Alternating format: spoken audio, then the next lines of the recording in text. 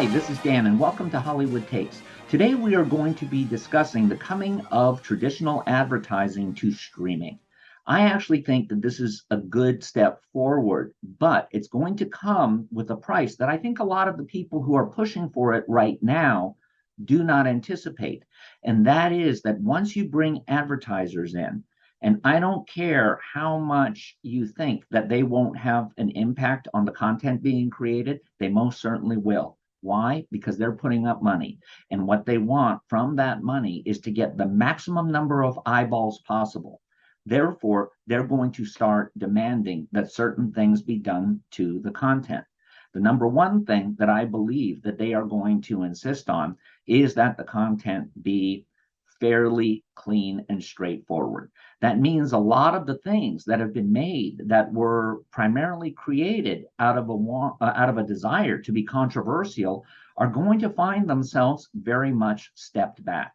At the very most liberal, I believe that the amount of hold that the advertisers will have will be similar to the type of constrictions that were there on the Fox network when it started and basic cable. Now, the Fox network, when it started, was not covered in 90% of American households. So they had a much easier go at it with standards and practices. And because of that, they had a little bit more mature content. And that resulted in Fox being able to do programming that was, at that time, more than could be found on traditional networks, whether that be 21 Jump Street or Married with Children or Alien Nation, or especially In Living Color. It made them much more rebellious appearing. The same goes for basic cable, which does not have that same level of stricture. Now, what I imagine it will be like is sort of the way that feature films used to be when they were shown on TV. You would have a warning in front of them that would say, the following program contains mature content, although edited for television, in this case, edited for streaming or edited for the free version of streaming. Parental guidance is requested because they are going to be afraid of getting pushback from large portions of the population. Therefore, I think you're going to see, whether deliberate or not, a pulling back of a lot of the more mature, shall we say, type programs, or maybe they won't be on the advertiser-supported streaming platform at all. On the other hand, this could be a wonderful economic opportunity. And what do I mean by that? I mean that with this, you could be giving people something for free and tantalizing them to see something that's more explicit. Remember when they used to show a syndicated version of Sex and the City? They would clean up a lot of it. And what that did is it actually drove, at that time, the physical media sales.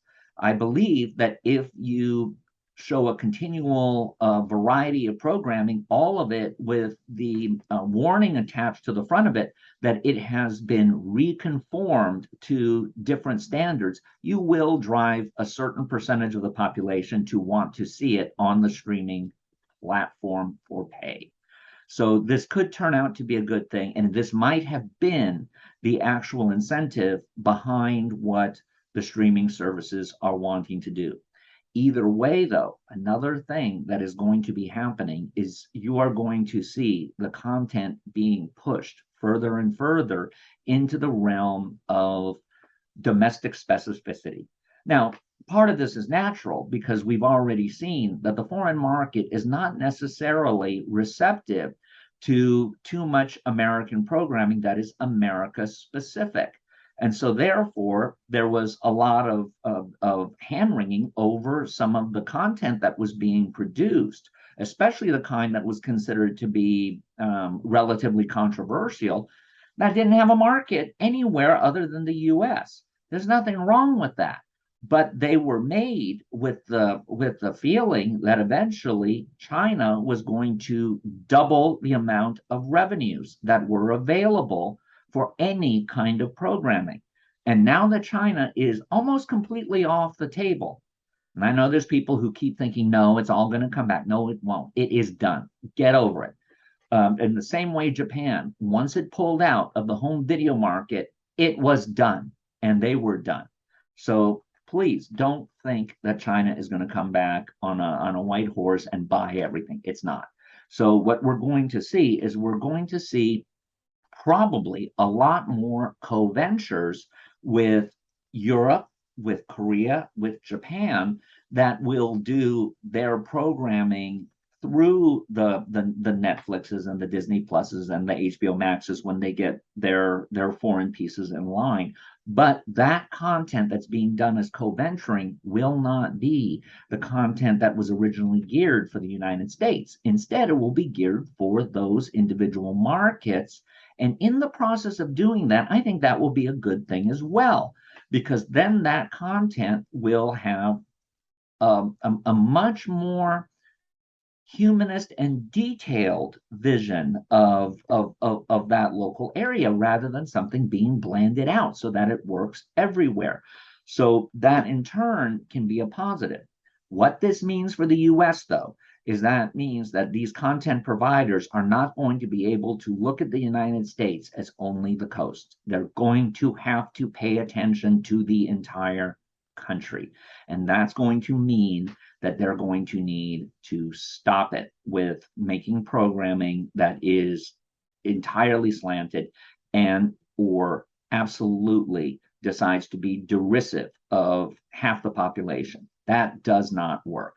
They're going to need to make content that works across the board. And if not, what's going to happen is you're going to see that the Zaslavs and to a certain degree the Chapeks, once he gets himself even more installed, getting more hard on the creatives than ever. I saw in recent articles in both the Wrap and Variety, I believe, that you have the creative community pushing back and saying, well, they won't work with Zaslav. You know what? You better get over that. I'm going to be honest with you. You don't get over it, you're not going to have a job. Because I hate to tell you this, Sony and NBC Universal are very much on the same page as what Zaslav in particular has been saying he wants to do. And I don't think Paramount is very far behind. So the days of streaming, the days of streaming uber alles, the days of thinking that you didn't have to pay attention to the cost relative to the potential revenue are over. That's not a bad thing. We have always learned in art that limitation leads to innovation. And when limitation leads to innovation, you come up with much more clever movie makers. In the same way, the production code that was in effect between 1934 and 1966 taught filmmakers how to get past certain rules and still contain that forbidden content, albeit maybe with metaphors to kind of disguise what they were really saying. They still did it. And as an adult, watching a lot of these movies that were made during the height of the production code era, it is shocking what they got away with. In truth, the production code was in collusion with them because they didn't want their jobs to go away either. But we got to be careful because there is a reckoning coming, and for those who are looking to enter the creative space, there's going to be opportunities that happen because as you become more America specific in what your content is, as you cut down on the budgets to make sure you can make a big profit in just the US and then back it into the foreign territories if it's really good, you'll see another renaissance blossom. And isn't that why we all wanted to be in show business in the first place? On the avenue, I'm taking you to 42nd Street.